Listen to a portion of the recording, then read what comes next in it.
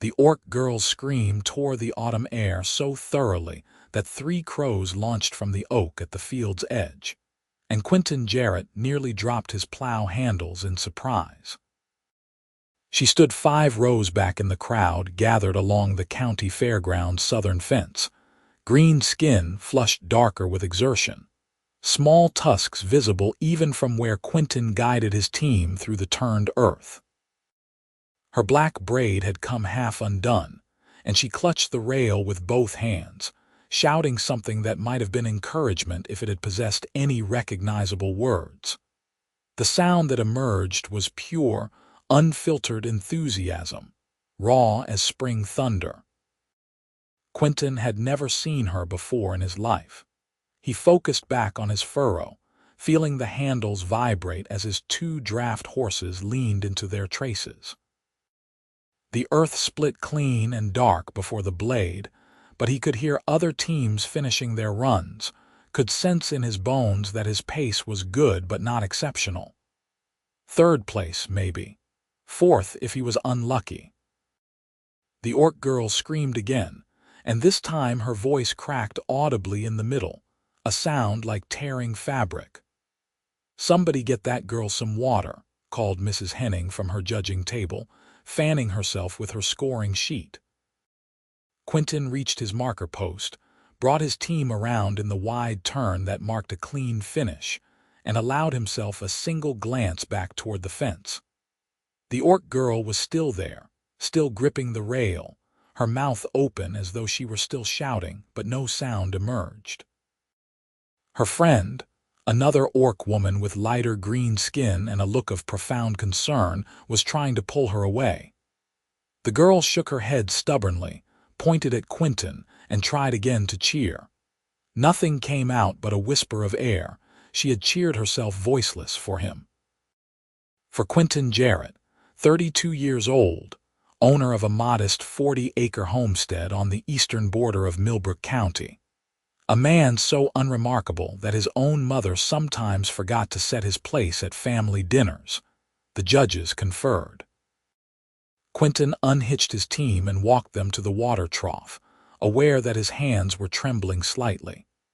Thomas Vex had finished 2 minutes ahead of him with furrows so straight they might have been drawn with a ruler. Garrett Penn had managed his run in good time with a beautiful turnover. Quinton had come in 3rd. Exactly 3rd, as it turned out, when the judges posted the results on the board by the main pavilion. He should have felt disappointed. He had trained for this contest all summer, had borrowed money from his brother to buy proper harness fittings, had walked his field every evening visualizing the perfect run. 3rd place meant a ribbon and 5 silver coins. 1st place meant 50 silver, a trophy, and the kind of reputation that could carry a farmer through lean years. But when he looked back toward the fence, the orc girl was still there, being fussed over by her friend and several concerned bystanders. Someone had brought her water. She drank, touched her throat, tried to speak, and managed only a harsh whisper. When she saw Quinton looking, her face split into a grin so wide and genuine that it transformed her entirely, turned her from strange to radiant in an instant. She clapped her hands silently, pointed at him, gave him 2 enthusiastic thumbs up. She did not care that he had come in 3rd. She looked, in fact, as though he had won the whole affair, as though his performance had been the most magnificent thing she had ever witnessed, as though his 3rd-place ribbon was worth more than all the gold in the kingdom's treasury. Quinton found himself walking toward the fence without having made a conscious decision to do so. The crowd parted slightly. The orc girl's friend saw him coming and put a protective hand on the girl's shoulder, but the girl herself just kept grinning, kept looking at him like he was something wonderful. Up close, she was younger than he had thought. Early 20s, maybe. Her eyes were a warm amber color, and there were grass stains on her simple brown dress. She opened her mouth to speak, and Quinton heard the faint rasp of ruined vocal cords trying and failing to form words. "You should not have done that," he said, and was horrified to hear how stiff he sounded, how formal and cold when he meant to be kind. She shook her head, pointed at him, mimed plowing with exaggerated arm movements, then pressed both hands over her heart.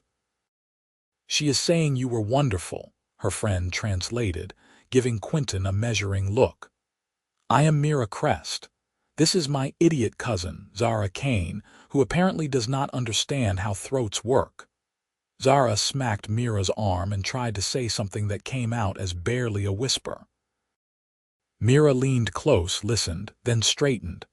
"She says she has never seen anyone plow with such," Mira paused, looking pained. "Such grace and power. Her words, not mine." Quinton felt heat climb his neck. "I came in third." Zara shrugged hugely, expressively, in a way that said third place was a meaningless detail invented by small minds. She pointed at him again, then at her eyes, then made a gesture that encompassed his whole run. "She watched you," Mira translated, clearly biting back a smile. "Only you.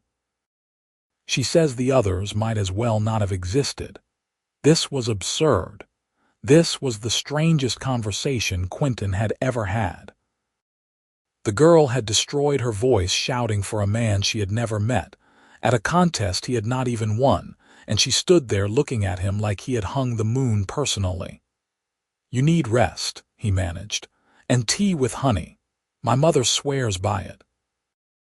Zara nodded eagerly, then touched her throat with a wince. She pulled a small notebook from her dress pocket, the kind merchants used for tallying sales, and a stub of pencil. She scribbled something and held it up. "Will you be at the harvest dance tomorrow?" Quinton never went to dances. He was not a man built for dancing, for small talk and courtship games. He went to dances only when his sister-in-law physically dragged him, and even then, he spent most of the evening standing against the wall, nursing a single cup of cider and counting the minutes until he could reasonably leave. "Yes," he heard himself say, "I will be there." Zara's smile could have lit the fairground without lanterns. Quinton collected his ribbon and his coins in a daze, loaded his horses into the borrowed trailer, and drove home through the golden afternoon light. His farm sat at the end of a long dirt road, bordered by oak forest on one side and the Miller family's sheep pasture on the other. It was modest, tidy, the kind of place that would never make anyone rich, but could keep a family fed through any reasonable trouble. He had always thought it would be enough, had told himself that a wife would come along eventually, that children would follow, that the quiet life he had built was exactly the life he wanted.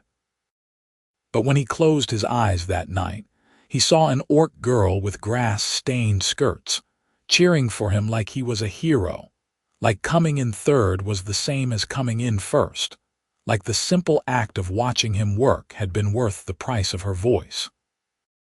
The harvest dance was held in the community barn, a massive structure that served as market hall, meeting place, and celebration space for all of Millbrook County. By the time Quinton arrived, the place was already crowded, the air thick with the smell of cider and roasted corn. A local string band played on the raised platform at the far end, and couples spun through the open space in the center. Quinton had worn his good shirt, the blue one his mother had made him 3 Christmases ago. He had trimmed his beard, combed his hair, polished his boots. He felt like an imposter in his own skin. He saw Zara immediately. She sat at one of the long tables near the refreshment station, Mira beside her, both of them watching the dancers. Zara still looked pale, and she sipped carefully at a cup of what might have been the honey tea he had suggested. When she saw him, she brightened immediately, half stood, then seemed to remember propriety and settled back down. Quinton crossed the barn with the grim determination of a man walking to his own execution. Several people nodded at him, congratulated him on his third-place finish. Thomas Vex, wearing his winner's trophy ribbon pinned to his chest, clapped him on the shoulder and made some joke about better luck next year. Then he was standing in front of Zara's table, and she was looking up at him with those warm, amber eyes, and his carefully prepared greeting died in his throat. "Evening," he managed. Zara mouthed something that might have been hello. Her voice was still gone. She gestured to the empty bench across from her, an invitation. Quinton sat. Mira watched him with an expression that suggested she was deeply entertained by the entire situation. Zara has been told by no fewer than 3 people, including her own mother, that she is a fool, Mira said conversationally, for ruining her voice over a man she has never spoken to. I believe the phrase moonstruck idiot was used. Zara shot her cousin a glare and scribbled furiously in her notebook. She held it up for Quinton to read. They do not understand. It was worth it. Why? The question came out harder than Quinton intended, edged with genuine confusion. You do not know me. I am nobody special. I did not even win. Zara took her notebook back, wrote for a long moment, then turned it to show him. I came to the fair with Mira. We were just walking around. Then I saw you with your horses before the contest. You were talking to them, checking their hooves, making sure they were comfortable. You touched the big one's nose so gently. Then during your run I saw how you handled the plow. Strong but not rough, paying attention to everything. The way you moved was like watching someone do something they loved. I could not look away. When you finished, I realized I had been shouting. I did not mean to lose my voice, but even if I had known it would happen, I think I would have shouted anyway. Quinton read the note 3 times. No one had ever said anything like that to him before. No one had ever watched him work and seen something worth watching. He was a farmer. A decent one, perhaps, but nothing extraordinary. The idea that this girl had looked at him and seen grace, seen love, seen something worth celebrating, it rearranged something fundamental in his chest. I do not dance well, he said finally, because he could not find words for what he was feeling. But if you wanted to try, I would try. Zara's face transformed again, that same radiant joy from the day before. She stood, took his hand, and led him to the floor. It was, objectively, a terrible dance. Quinton had 2 left feet on his best days, and Zara, without her voice, could not warn him when he was about to step on her toes. They moved through the patterns like travelers lost in fog, a beat behind the music, bumping into other couples. Zara laughed silently, her whole body shaking with it. And when Quinton accidentally spun her the wrong direction and nearly sent them both sprawling, she caught his arm and squeezed it, her expression saying more clearly than words that this was exactly what she had wanted. They danced 3 songs. By the end of the 3rd, Quinton's shirt was damp with sweat and Zara was flushed and happy. When they returned to the table, Mira had disappeared, leaving a note that said only "subtle, cousin." Very subtle. Zara rolled her eyes and poured Quinton a cup of cider. They sat in companionable silence for a while, watching the other dancers. Zara pulled out her notebook again. "Tell me about your farm." So Quinton told her. It was easier somehow, writing notes back and forth in her little book. He told her about his 40 acres, about the wheat and corn he grew, about his 2 horses and his small flock of chickens. He told her about the oak forest that bordered his property, how he collected mushrooms there in the spring. He told her about the year he had tried to keep pigs, and how it had been an absolute disaster that he still could not think about without cringing. Zara wrote back with questions, comments, observations. She told him she lived with her parents and 3 younger siblings on a homestead 10 miles east of town. She helped her mother with their large garden, raised rabbits, and made soap that they sold at the market. She confessed that she had always been too loud, too enthusiastic, that her mother despaired of ever teaching her proper restraint. She said she had come to the plowing contest because Mira had wanted to see the livestock exhibitions, but that she was glad she had, even if it meant a week of silence. "It is not so bad being voiceless," she wrote. "People listen more carefully to written words, and you have kind eyes. I like watching your face when you read." Quinton felt something crack open inside him, some long sealed door swinging wide.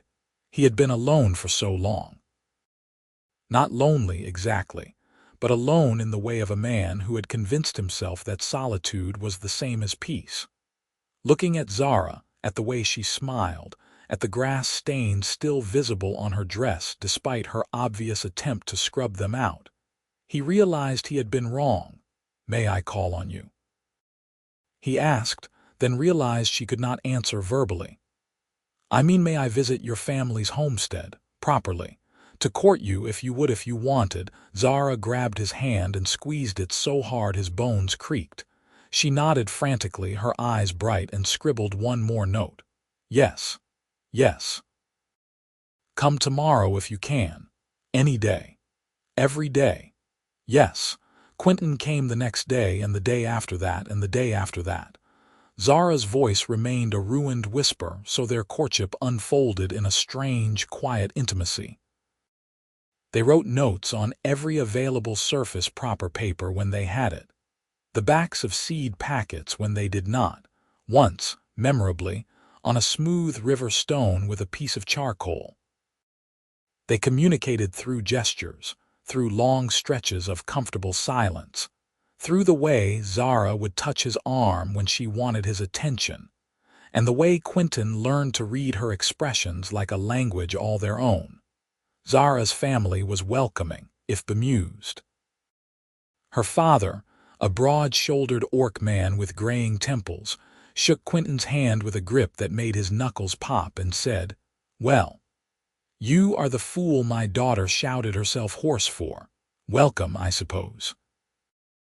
Her mother, smaller and sharper-eyed, watched Quinton like a hawk for the first visit, then softened when she saw the way he looked at Zara, the careful tenderness with which he treated her. Zara's siblings, 3 energetic youngsters ranging from 8 to 15, treated Quinton like a fascinating specimen. They asked him endless questions about farming, about horses, about whether he had ever seen a bear. The youngest, a girl named Fern, declared that if Zara married him, she wanted to be a flower girl, and could there please be a cake with raspberries. On the 5th day, Quinton brought Zara to his farm. They walked the property in the cooling afternoon, Zara's hand tucked into the crook of his arm. He showed her his fields, his small barn, the chicken coop he had built with his own hands. He showed her the oak forest, the path he took when he needed to think. He showed her the house, 2 rooms and a loft, tidy but spare, the home of a man who had never expected to share it. Zara wrote him a note on the back of an old receipt. "It is perfect. You are perfect. I could be happy here." Quinton kissed her for the first time in the kitchen, with the autumn light slanting through the window and the smell of wood smoke drifting from the stove. It was a gentle kiss, tentative and sweet, and when they broke apart, Zara was crying silently, tears tracking down her green cheeks. He wiped them away with his thumb. "What is wrong?" She shook her head, smiled, and wrote quickly, "Nothing is wrong, everything is right." I did not know it could feel like this. Neither had Quinton. On the 7th day, Zara woke to find her voice returned, rough and lower than before, but functional. The first thing she did was walk to Quinton's farm and call his name from the road. He emerged from the barn, saw her standing there with the morning sun at her back, and grinned. "You can speak," he said. "I can speak," Zara confirmed, her voice gravelly but warm. "And the first thing I wanted to say is that I love you. I know it is too soon, I know I sound mad, but I have been writing it in my head for days, and I need you to hear it from my actual voice. I love you, Quinton Jarrett. I loved you when I saw you touch your horse's nose." I loved you when you came in third and looked so surprised that I was happy about it. I loved you in every note we wrote, in every silence we shared. I love you." Quinton crossed the yard in 3 strides, picked her up and spun her once, laughing. "I love you too. I think I have loved you since you screamed yourself voiceless for me. I have never felt less alone than I have this past week. I do not want to feel alone again." "Then do not," Zara said simply. "Keep me. I will keep you. We will keep each other." They were married 6 weeks later, on a bright October day with the trees aflame in red and gold. Zara wore a dress her mother had sewn, cream-colored with green embroidery at the hems. Quinton wore his best suit and could not stop smiling. Fern was indeed a flower girl, and there was indeed a raspberry cake. Mira gave a speech about how her cousin was the most ridiculous person she had ever known, but also the bravest, and how Quinton had better deserve her or else. Quinton promised he would try. The winter that followed was the happiest of Quinton's life. Zara moved into his small house and filled it with light, with laughter, with the 1,000 small changes that transformed a dwelling into a home. She rearranged the furniture, planted herbs in pots along the windowsill, taught Quinton songs from her childhood. She helped with the farm work, proving herself both strong and tireless, and in the evenings they sat by the fire and talked about everything and nothing. The prejudice that Quinton had worried about, the sneers and hostility that could follow a human-orc marriage, never materialized in the way he had feared. Oh, there were a few raised eyebrows, a few muttered comments at the market, but most people in Millbrook County had known Zara since she was a child. They had seen her grow up, had bought soap from her family, had watched her cheer at contests and festivals with the same unrestrained enthusiasm she had brought to the plowing contest. She was strange, perhaps, but she was theirs, and Quinton was one of their own. The community absorbed their marriage with the same pragmatic acceptance it brought to most things. The trouble, when it came from an unexpected direction. Spring arrived with mud and rain and the slow greening of the fields. Quinton prepared his land for planting, and Zara helped him, both of them working long days in the warming sun. Life was good. Life was better than good. Then one morning at the market, a woman Quinton barely knew stopped him to ask, in a voice pitched to carry, whether it was true that he had cheated at the plowing contest last fall. Quinton stared at her. "What? There is talk," the woman said, glancing around as though to gauge her audience. "That your wife, or whatever she was then, that she sabotaged the other competitors, that she did something to Thomas Vex's equipment, that you only came in third because you were not skilled enough to take advantage of her sabotage properly." "That is absurd," Quinton said flatly. Zara was in the crowd. She never went near the equipment. The woman shrugged. "I am only telling you what people are saying. You might want to set the record straight." She walked away before Quinton could respond, leaving him standing in the middle of the market square, fury and confusion warring in his chest. The rumor spread like fire in dry grass. By the end of the week, half the county seemed to believe that Zara had sabotaged the plowing contest, that Quinton's third-place finish was part of some elaborate scheme that had failed. The fact that this made no logical sense, that there was no reason for Zara to sabotage a contest she had not even known Quinton was entering until the day of, seemed to matter not at all. Quinton tried to trace the rumor back to its source and found the trail leading, again and again, to Thomas Vex. Thomas, who had won the contest. Thomas, who wore his ribbon and his trophy with pride. Thomas, who apparently resented the fact that Zara had never so much as glanced at him, had never cheered for him, had saved all her enthusiasm for a man who came in third. Quinton confronted him at the feed store in front of a dozen witnesses. Why are you spreading lies about my wife?" Thomas did not even have the grace to look ashamed. He leaned against the counter, arms crossed, and said, "I am not spreading lies. I am asking questions."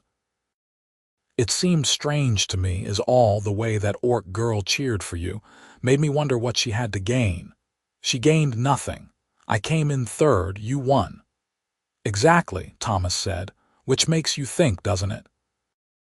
If she really did tamper with my equipment, and you still only came in third, well, that says something about your skill as a plowman.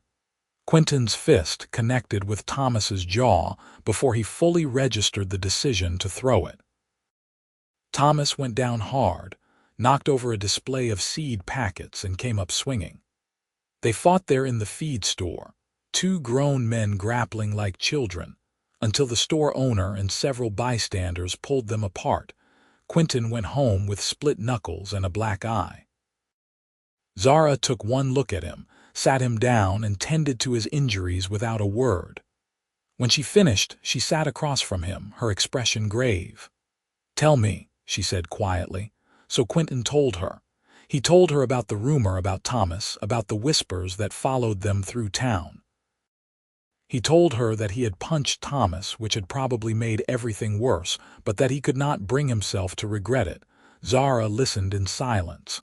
When he finished, she said, "I see." "I am sorry," Quinton said. "This is my fault. If I had won the contest, if I had been good enough—" "Stop." Zara's voice was sharp. "This is not your fault. It is not about whether you won or lost. It is about a small man who cannot stand that someone might value something other than his victories. What do we do?" Zara smiled, and there was steel in it. "We wait. My voice is back after all. When the time is right, I will use it."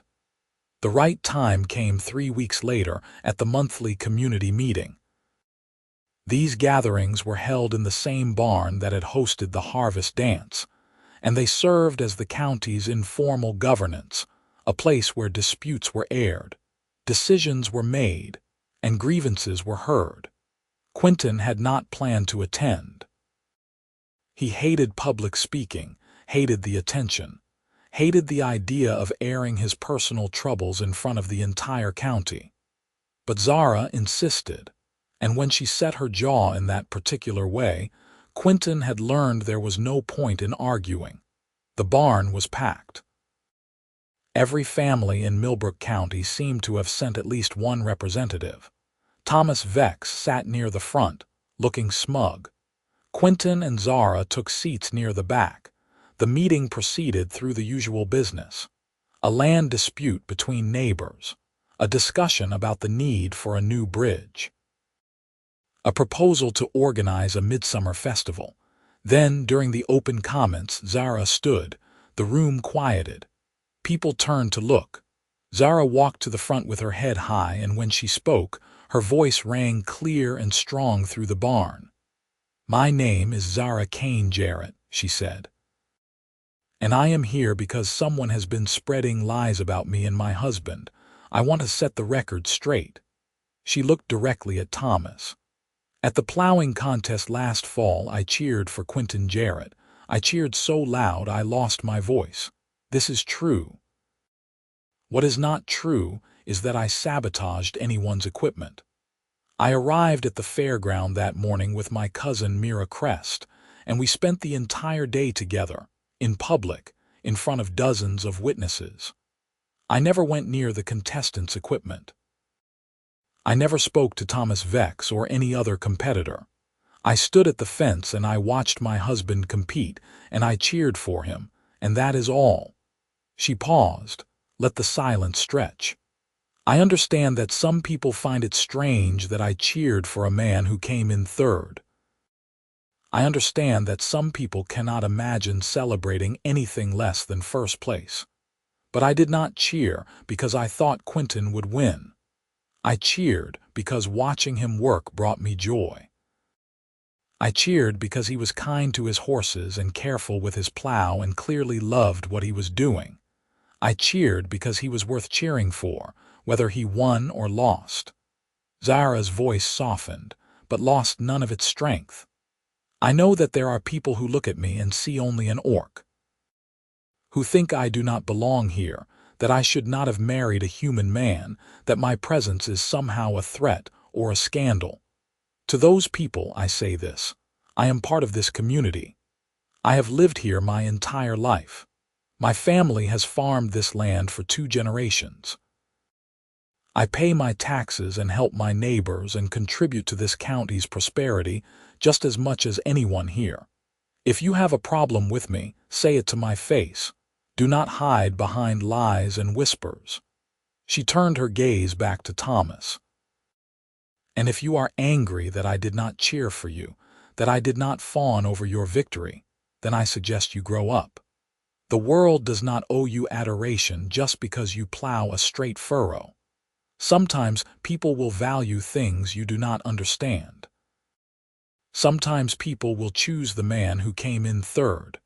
Sometimes people will love quietly instead of loudly, or loudly instead of quietly, or in ways that make no sense to anyone but them. That is their right. It is my right. Zara took a breath. Now, if anyone here was at the plowing contest and has evidence that I tampered with equipment, speak now. If anyone saw me do anything improper, say so.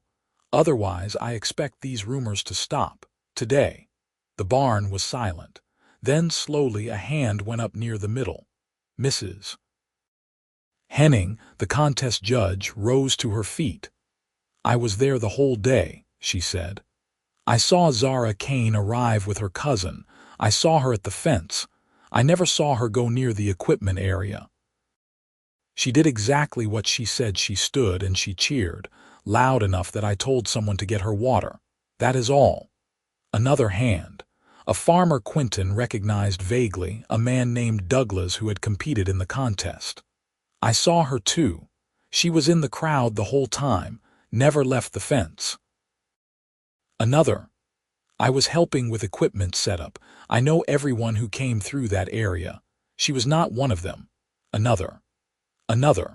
5 people in total, confirming Zara's account, each one driving another nail into the coffin of Thomas's lie. When the last hand lowered, Zara looked at Thomas again. Do you have anything to say? Thomas's face was red. He looked around the barn, seemed to gauge the mood, and visibly reconsidered whatever his first instinct had been. I may have been mistaken, he said stiffly. I apologize for any confusion. Not good enough, Zara said. You spread a lie that could have ruined my reputation and my husband's. You did it because you were petty and small and could not stand that someone did not worship you. I want a real apology. Now. The barn held its breath. Thomas stood slowly, and the look he gave Zara was pure poison, but when he spoke, his voice was carefully neutral. I apologize for spreading unfounded rumors about you and Quinton Jarrett. It was wrong and I regret it. Thank you, Zara said. I accept your apology, but I do not forgive you. Forgiveness is something you earn.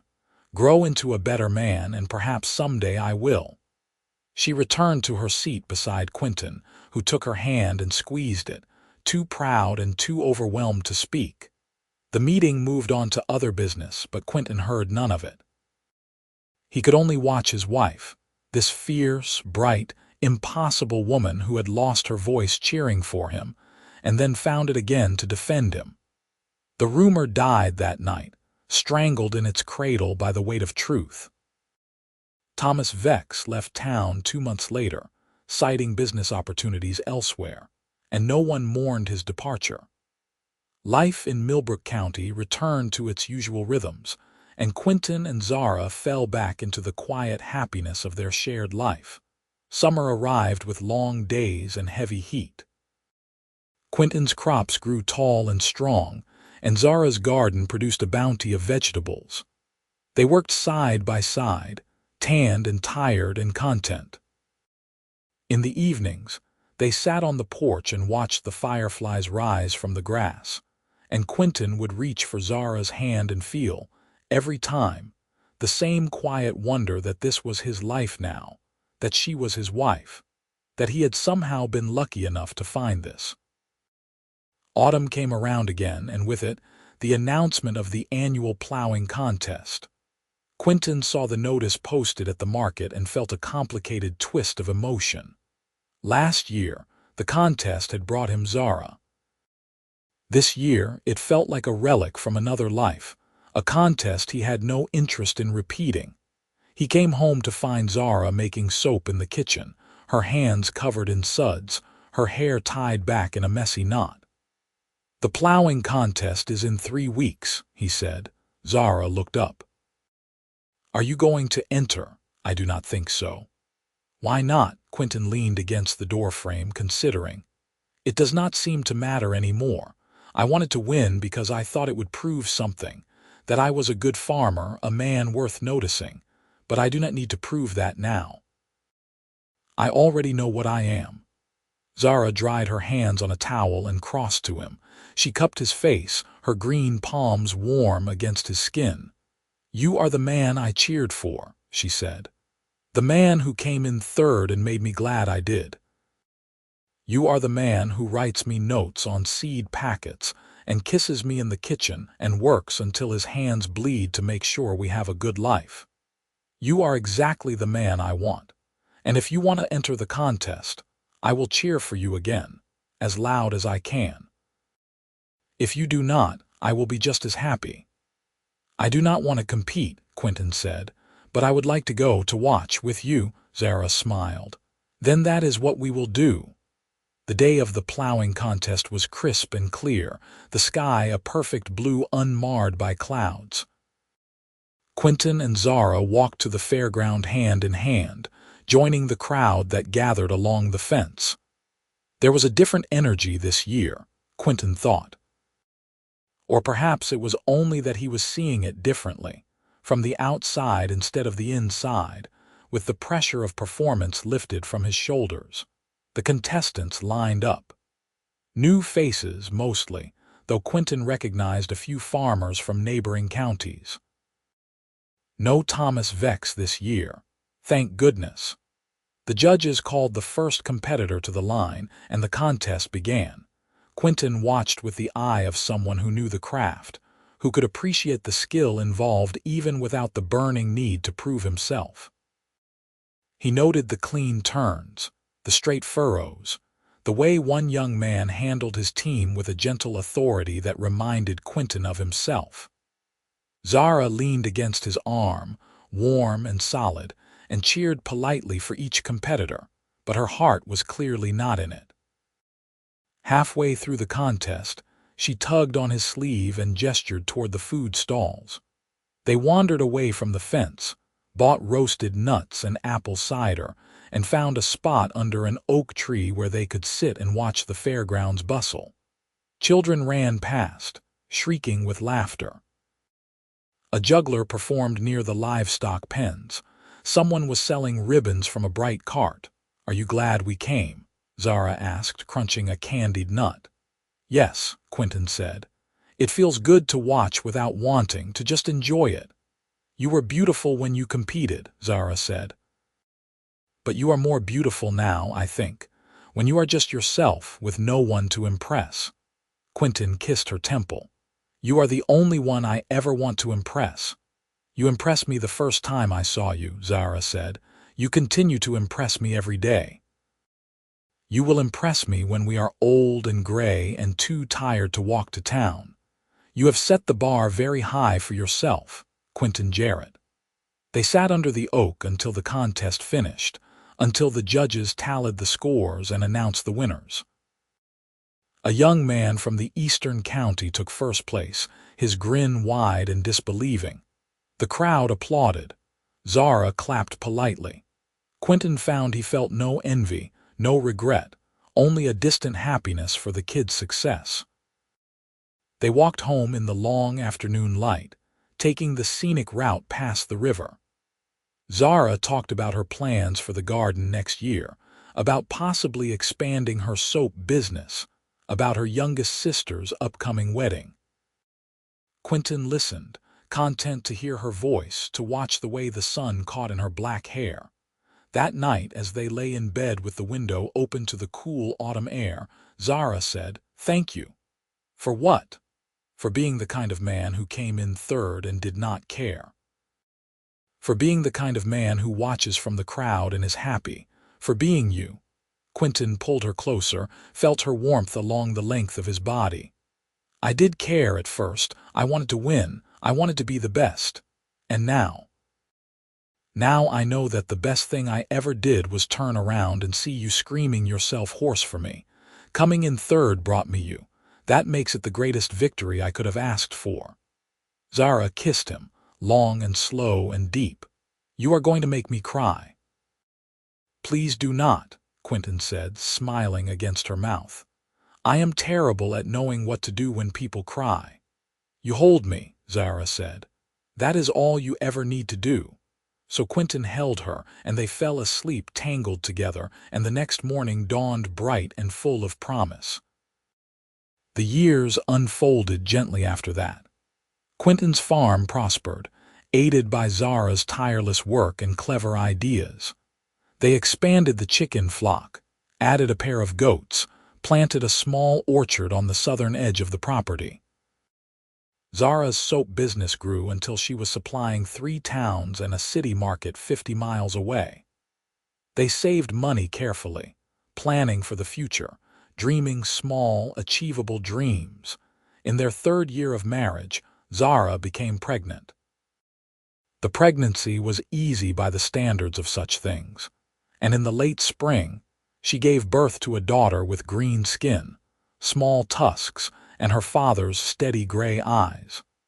They named her Nora Jarrett, and she was the most beautiful thing either of them had ever seen. Nora grew into a solemn, thoughtful child who loved books and quiet mornings. She followed Quinton around the farm, asked endless questions about crops and animals, and showed early signs of inheriting his patient, methodical temperament. Zara adored her with a fierceness that sometimes startled Quinton, would hold their daughter and whisper promises into her hair, vows that Nora would grow up safe and loved and free to be exactly who she was. When Nora was 2, Zara became pregnant again. This time, the birth was harder, longer, and produced twin daughters, both as loud and energetic as their mother. They named them Kira and Isla Jarrett, and from the moment they could crawl, they were a matched pair of chaos, 2 small green tornadoes that turned the farmhouse upside down and filled it with noise and laughter. Quinton adapted to fatherhood the way he had adapted to everything else in his life, quietly, steadily, with a patience that surprised even him. He taught Nora to identify plants, taught Kira and Isla the names of the stars. He read them stories by the fire, carried them on his shoulders through the orchard, sang them the lullabies his own mother had sung to him. Zara watched him with their daughters and fell in love with him all over again, deeper each time, until she felt like her heart might burst from the sheer volume of affection contained within it. Life was not without challenges. There were hard winters and dry summers, years when the crops struggled and money grew tight.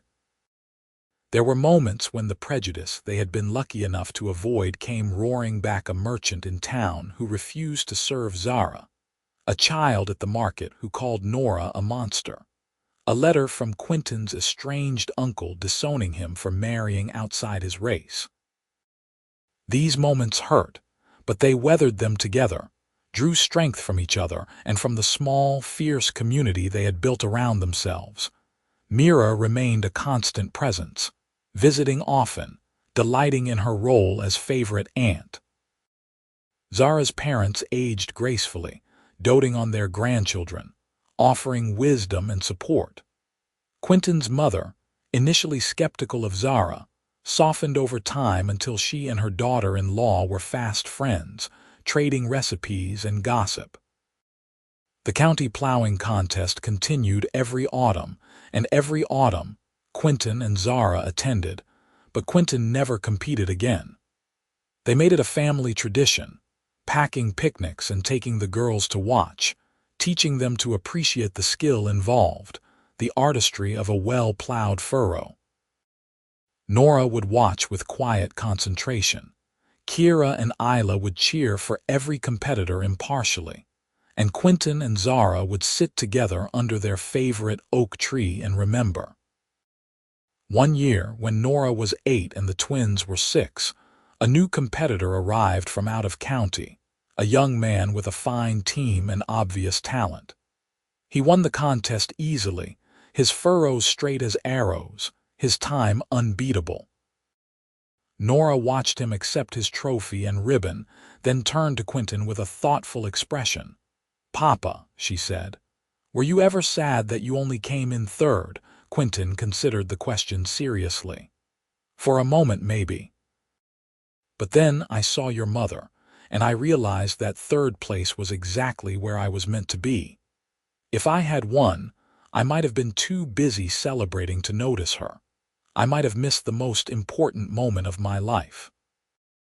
"Mama says she shouted so loud for you that she lost her voice," Kira piped up. "She says it was worth it." "It was," Zara confirmed, ruffling Kira's hair. "Every raspy, painful day of recovery, I would do it again in a heartbeat." Isla, always the more skeptical twin, frowned. "But you could have just talked to him. You did not have to scream," Zara laughed.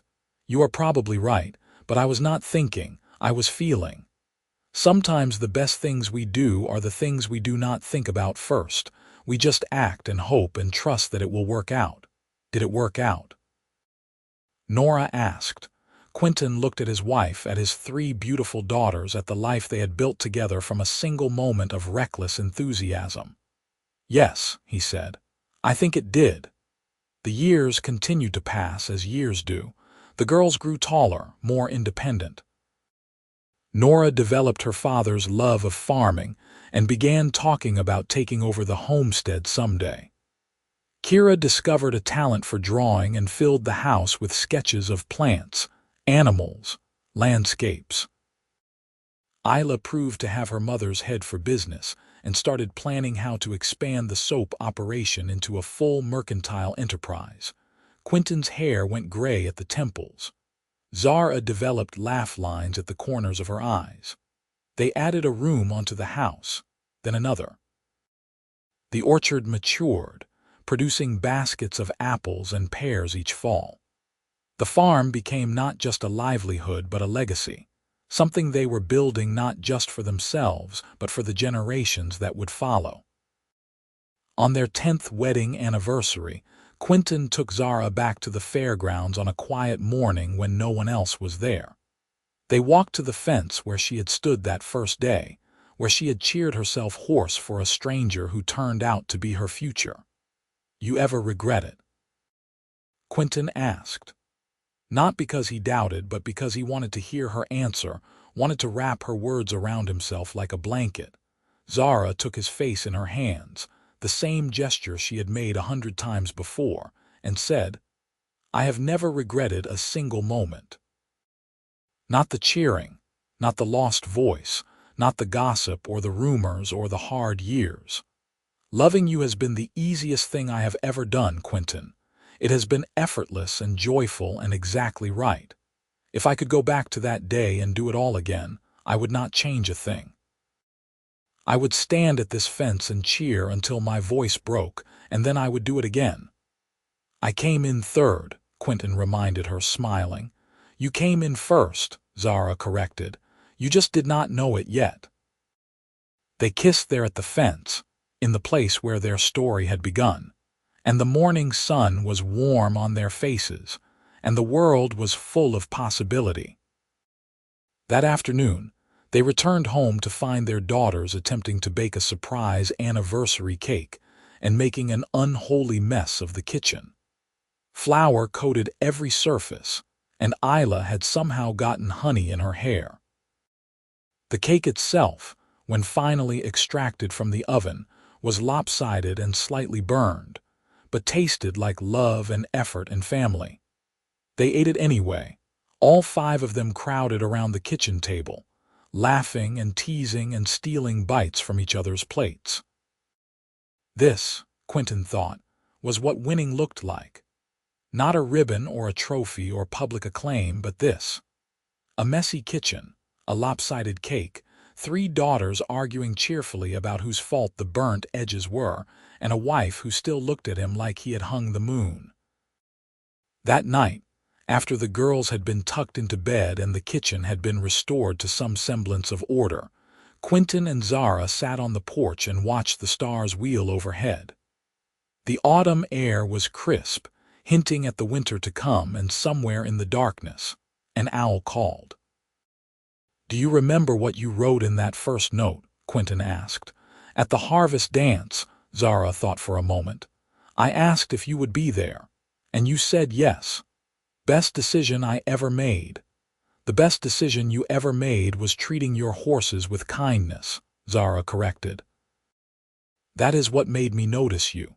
Everything else followed from that," Quinton laughed. "Then I owe my entire happiness to 2 draft horses and a good farrier." "You owe your happiness to being exactly who you are," Zara said. "A good man, a kind man, the kind of man worth losing your voice for." They sat in comfortable silence for a while, Quinton's arm around Zara's shoulders, her head resting on his chest. The owl called again, closer this time. "I am glad you came in third," Zara said eventually, her voice soft. "If you had won, you might have been swarmed by admirers. I might never have gotten the chance to talk to you. If I had come in fourth, I might not have had the confidence to talk to you at all," Quinton admitted. "Third was exactly right. High enough to feel proud, low enough to still have something to prove." "You have nothing to prove," Zara said. "Not to me, not to anyone." "I know," Quinton said. "It took me a while to learn that, but I know it now. You taught me." Zara lifted her head to look at him, her amber eyes serious. "You taught me too. You taught me that love does not have to be loud to be real. That quiet devotion is just as powerful as grand gestures. That sometimes the best thing you can do is show up, do the work, and trust that it is enough." "Is it?" Quinton asked. "Enough, more than enough," Zara said. "It is everything." They kissed, sweet and slow, and above them, the stars continued their ancient dance. And inside the house their daughters slept, and the farm waited for tomorrow's work. And life unfolded exactly as it was meant to, one day at a time, one moment at a time, one choice at a time. The following spring brought a late frost that threatened the young crops, and Quinton spent 2 nights sleeping in the fields with fires burning to keep the air warm enough. Zara brought him hot soup and blankets, sat with him through the long dark hours, and when the danger passed and the crops survived, they celebrated by taking the girls on a picnic to the river. Summer saw a drought that left everyone anxious, but Quinton's careful management saw them through, and the autumn harvest, while smaller than usual, was still sufficient. They sold enough to pay their debts and put some aside for the winter, and Zara's soap business continued to thrive, providing a steady secondary income that cushioned them against the worst of the agricultural uncertainties. The girls continued to grow, each developing into her own person. Nora, at 10, was already showing signs of the farmer she would become, could read the weather like a book, could gentle a nervous animal with a touch. Kira, at 8, filled sketchbook after sketchbook with increasingly sophisticated drawings, and announced that she wanted to go to the city someday to study art. Isla, never one to be outdone, declared that she would go to the city too, but to make her fortune, and return to buy up half the county. Quinton and Zara supported them all, encouraged their dreams, provided the tools and education they needed to pursue their passions. It was a delicate balance, preparing them for the world while protecting them from its worst cruelties. But they did their best, and most days, their best was enough. One autumn evening, when the leaves were turning and the air smelled of wood smoke and ripening apples, Quinton came in from the fields to find Zara sitting at the kitchen table with a letter in her hands and tears on her cheeks. Panic seized him. "What is wrong? Is someone hurt?" Zara shook her head, laughed, and handed him the letter. It was from the county fair board, written in formal script. Quinton read it once, then twice, unable to quite believe what he was seeing. They were being honored at this year's harvest festival. Recognized for their contributions to the county's agricultural prosperity, for their exemplary farm management, for serving as role models of a successful interspecies marriage. There would be a ceremony, a plaque, a formal dinner. Quinton looked up at Zara. "This is because of you.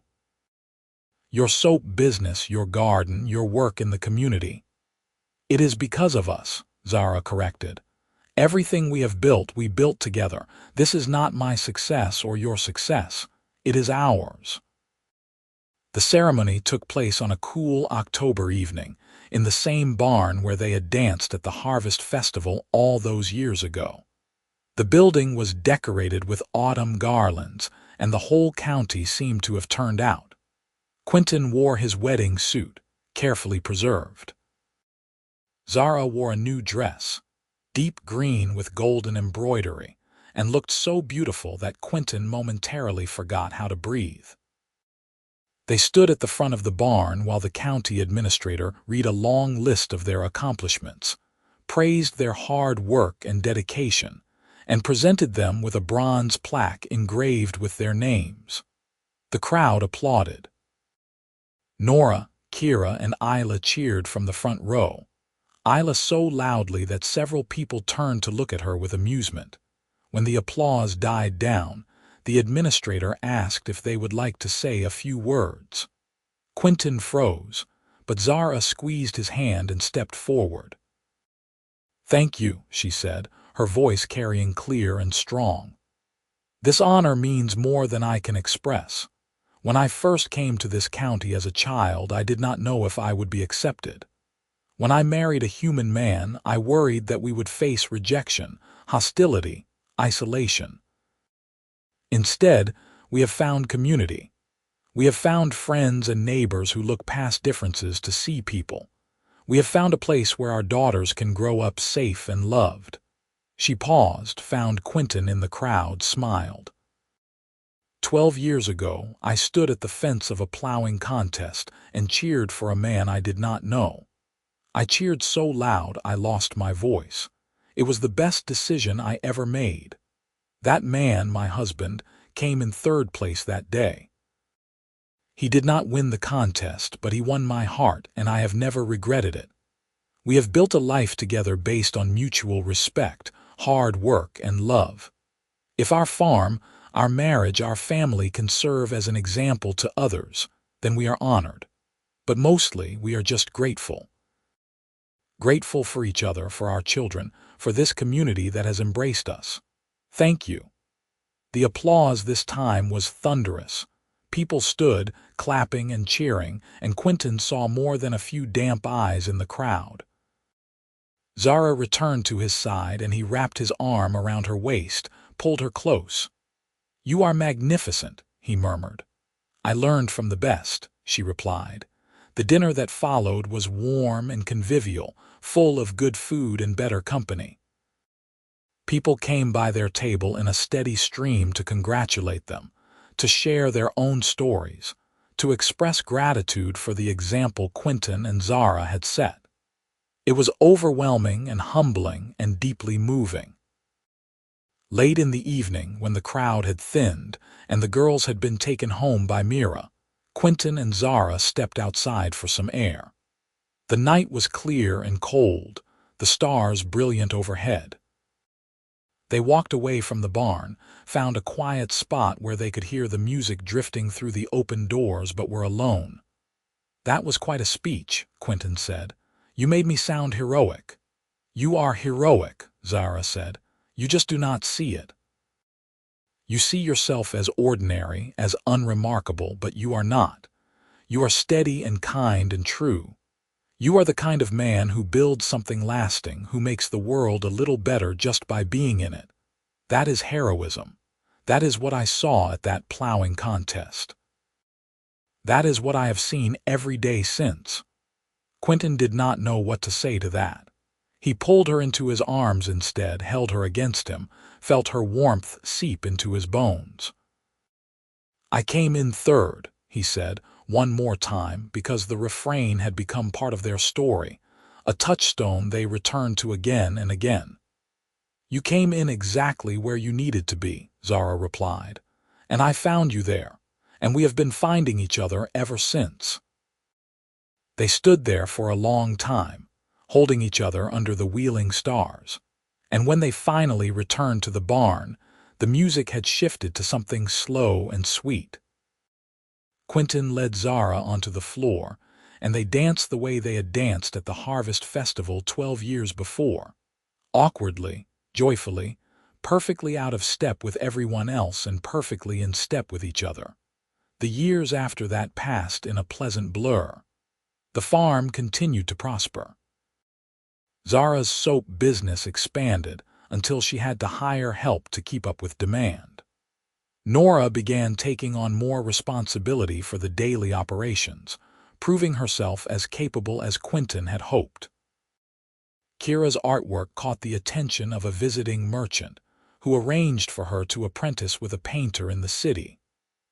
Isla, true to her word, began making business contacts and laying the groundwork for her future mercantile empire.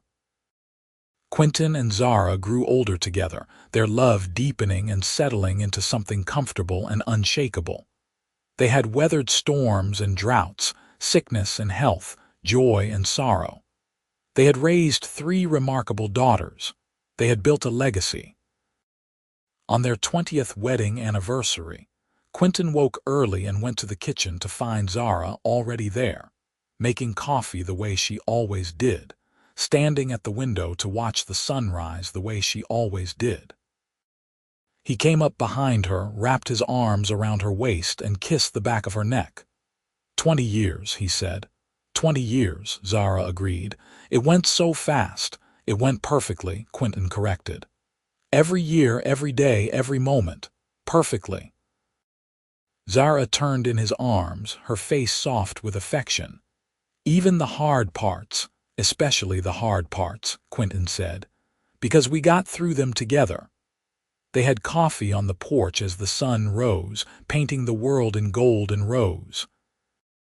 The farm spread out before them, fields and orchard and barn, the physical manifestation of 2 decades of work and love. "What do you want to do today?" Zara asked. "It is our anniversary. We should do something special." Quinton thought about it.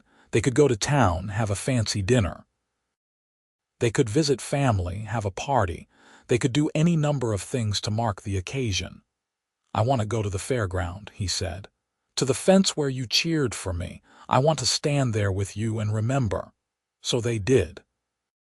They walked to the fairground in the cool morning air, found the fence that had been repaired and repainted in the intervening years, but was still fundamentally the same. They stood there hand in hand, and Quinton could almost hear the echo of Zara's younger voice, could almost see her waving her arms, could almost feel the surprise and wonder of realizing that someone thought he was worth celebrating. "If I could do it over," Zara said softly, "I would not change a thing. I would stand right here and cheer until my voice gave out, and then I would spend the rest of my life telling you how glad I am that I did." "If I could do it over," Quinton said, "I would come in third again. Because third place brought me you and you brought me everything else." They stood there until the sun was high, remembering and reflecting, and when they finally turned to walk home, Quinton felt a deep, abiding contentment. This was his life. This woman, this love, this shared history. He had not won any contests, had not achieved fame or fortune, had not become anyone remarkable by the world's standards. But he had become remarkable by the only standard that mattered. He had become the man Zara Kane had cheered for, had loved, had chosen. And in return, he had given her everything he had, everything he was, everything he hoped to be. Third place, he thought, had turned out to be the greatest victory of all. They returned home to find their daughters waiting with another lopsided cake, this one decorated with 20 candles and covered in so much frosting it was a structural marvel. They spent the afternoon together as a family, laughing and eating and telling stories, and when evening came and the girls dispersed to their own pursuits, Quinton and Zara sat on the porch one more time and watched the sun set. "I love you," Quinton said, because even after 20 years the words never stopped feeling important. "I love you too," Zara replied. "I always have, I always will." And that, Quinton thought, was all that mattered, not ribbons or trophies or public acclaim. Not first place or third place or any place at all. Just this: a porch, a sunset, and the woman who had loved him enough to lose her voice cheering for him, who had spent the rest of her life building something beautiful with him. The world turned. The seasons changed. Their daughters grew and ventured out into lives of their own. Nora took over the farm, proving herself a steward as capable and devoted as her father. Kira became a respected artist, her work displayed in galleries across multiple cities. Isla built her mercantile empire, becoming one of the most successful businesswomen in the region. Quinton and Zara grew old together, their hair going white, their hands developing the tremors and stiffness of age. They moved a little slower, tired a little easier, but their love never wavered. If anything, it grew stronger, tempered by decades of shared experience into something unbreakable. On their 40th anniversary, when Quinton was 72 and Zara was 60, their daughters organized a celebration that drew half the county. There were speeches and toasts, music and dancing, a feast that lasted well into the night. Grandchildren ran underfoot: Nora's 2, Kira's 3, Isla's 4, a rambunctious pack that filled the farmhouse with noise and chaos and joy. Late in the evening, Quinton and Zara slipped away from the party, walked out to the orchard they had planted together 40 years before. The trees were mature now, thick-trunked and heavy with fruit. They sat beneath the oldest apple tree and Quinton took Zara's hand, marveling at how familiar it was, how perfectly it fit in his. 40 years, Zara said, echoing the words they had spoken on their 20th anniversary. Where did they go? Right here, Quinton said, gesturing to the farm, the orchard, the house full of family. They went into building this, into building us. Zara leaned her head on his shoulder and they sat in comfortable silence for a while. From the house, they could hear laughter, music, the sounds of their family celebrating. "You remember the plowing contest?" Zara asked eventually. "Every detail," Quinton said. "The way the sun felt on my shoulders, the sound of the horses breathing. The absolute shock of seeing you scream yourself hoarse for a stranger." "Not a stranger," Zara corrected. "You were never a stranger. From the moment I saw you, you felt like someone I had been waiting for without knowing I was waiting." "I came in third," Quinton said, smiling. "You came in first," Zara replied, as she always did. "You just did not get a ribbon for it." They stayed in the orchard until the stars came out, two old people who had loved each other for 40 years and would love each other for however many years remained. When they finally returned to the house, the party was winding down, their daughters marshalling grandchildren and preparing to depart. Hugs were exchanged, promises made to visit soon, and then the farmhouse was quiet again, just Quinton and Zara and the life they had built. They cleaned up together, a familiar routine, then retired to their bedroom. Quinton held Zara as he had held her for 4 decades, and she fit against him as perfectly as she always had. "No regrets," she whispered, though she already knew the answer. "None," Quinton said. "Not a single one. You." Only that I cannot go back and do it all again, Zara said. Every moment was precious. I would live them all twice if I could. They fell asleep like that, wrapped around each other, and when morning came, they woke to find their granddaughters had arrived early and were attempting to make breakfast with predictably chaotic results. Life continued. Years passed. Quinton and Zara watched their grandchildren grow, celebrated their achievements, provided wisdom and support when asked. They tended their garden together, taking pride in coaxing life from the earth. They sat on their porch in the evenings and watched the sunset, hands intertwined. Quinton passed first, on a quiet spring morning when the orchard was in bloom. He went peacefully in his sleep with Zara beside him. He was 81 years old, and he had lived a good life, a life full of love and purpose and meaning. Zara grieved him deeply, but without bitterness. She had been given 46 years with him, 46 years of partnership and passion and profound companionship. She missed him with an ache that never quite faded, but she carried him with her in every memory, every lesson, every choice she made. She lived another 8 years, staying on the farm Nora ran, helping in the garden, playing with great-grandchildren, telling stories about a plowing contest, and a girl who cheered so hard she lost her voice. She told those stories often, making sure the young ones understood the lesson. That love is not about winning, not about being the best or the brightest or the most celebrated. Love is about showing up, about seeing someone truly, about choosing them again and again regardless of what the world says. Zara passed on a cool autumn evening, surrounded by her daughters and grandchildren and great-grandchildren.